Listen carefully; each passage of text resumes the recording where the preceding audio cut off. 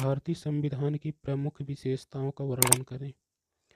भारत का संविधान 26 जनवरी 1950 को लागू हुआ था। यह दुनिया का सबसे विस्तृत एवं लिखित संविधान है, जिसमें 395 अनुच्छेद, 22 भाग और 8 अनुसूचियां थीं। लेकिन इसमें समय समय पर कई संशोधन किए गए। संशोधन यानी कि ठीक करना या सुधार करना, जिसके कारण वर्तमान समय में संविधान में 465 अनुच्छेद, 25 भाग और 12 अनुसूचियां हैं। भारतीय संविधान 26 नवंबर 1949 को ही बनकर तैयार हो चुका था, लेकिन इसे 26 जनवरी 1950 को ही पूरे देश में लागू किया गया, क्योंकि पहली स्वतंत्रता दिवस 26 जनवरी 1930 को ही मना लिया गया था, जिसके कारण 26 जनवरी को संविधान लागू किया गया और इसी दिन से प्रत्येक वर्ष 26 जनवरी को गणतंत्र दिवस के रूप में मनाया जाता है। भारतीय संविधान निर्माण में 2 वर्ष 11 महीने और 18 दिन का समय लगा था।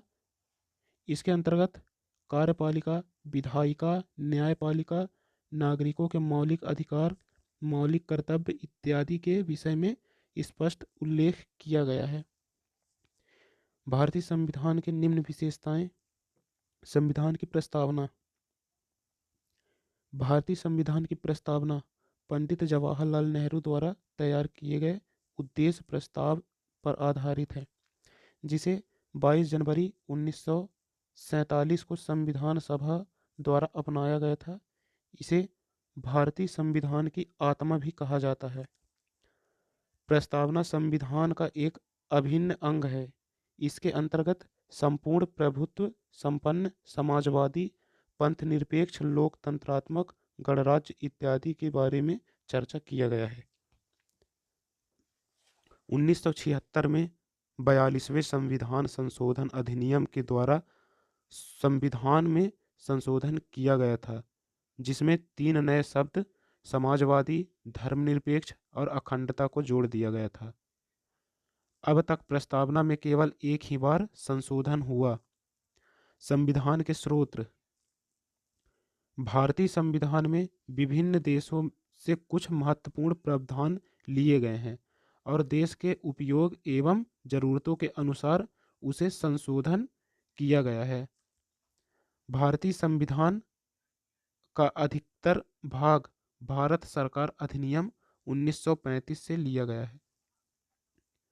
भारतीय संविधान में कुछ महत्वपूर्ण प्रावधान। प्रस्तावना अनेक देशों से लिया गया है, क्योंकि भारतीय संविधान का निर्माण होने से पहले बहुत सारे ऐसे देश थे जिसका संविधान निर्माण हो चुका था। इसीलिए जब भारत में संविधान निर्माण तैयार होता है या हो रही है, उस समय कई देशों के संविधान को अध्ययन किया गया था। जो कुछ महत्वपूर्ण लगा उसे भारत के संविधान में जोड़ा गया। भारतीय संविधान में सरकार की संसदीय प्रणाली और कानून के नियम जैसे प्रावधान को यूनाइटेड किंगडम से लिए गए हैं।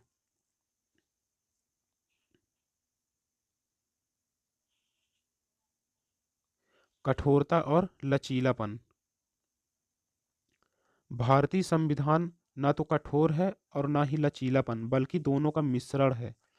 कठोर संविधान का अर्थ संशोधन के लिए विशेष प्रक्रिया की जरूरत होती है, जबकि लचीलापन संविधान वह होता है जिसमें संशोधन आसानी से किया जा सकता है।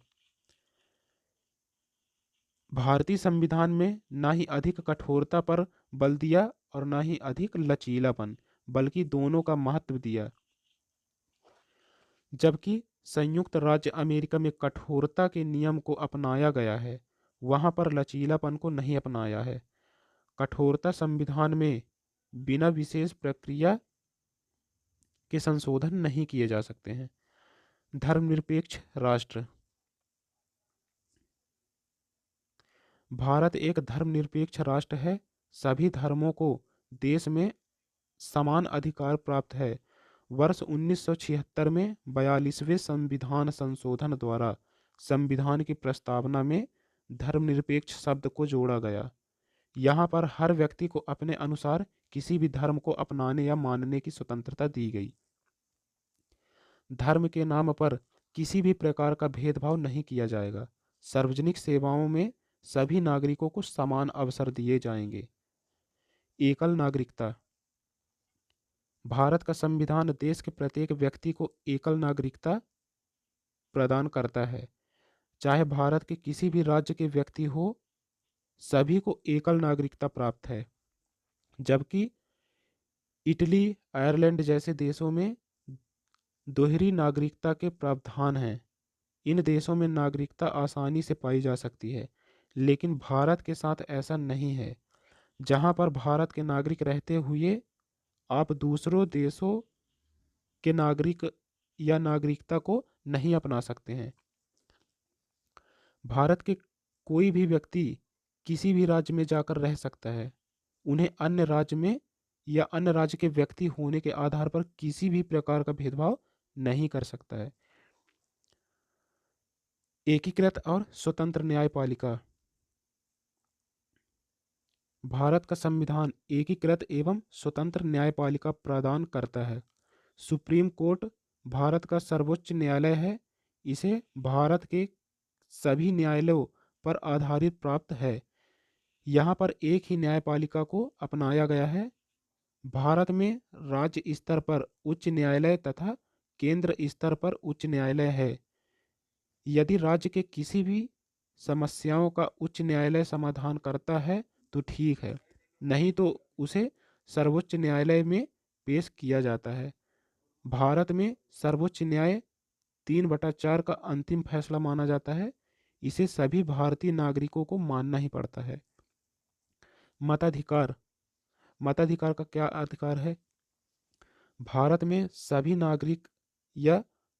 नागरिक मताधिकार देने का अधिकार प्राप्त है, चाहे वह महिला हो या पुरुष हो। यदि उसकी आयु 18 वर्ष है, मतलब उम्र यदि 18 वर्ष हो चुका है, तो वह मताधिकार दे सकता है।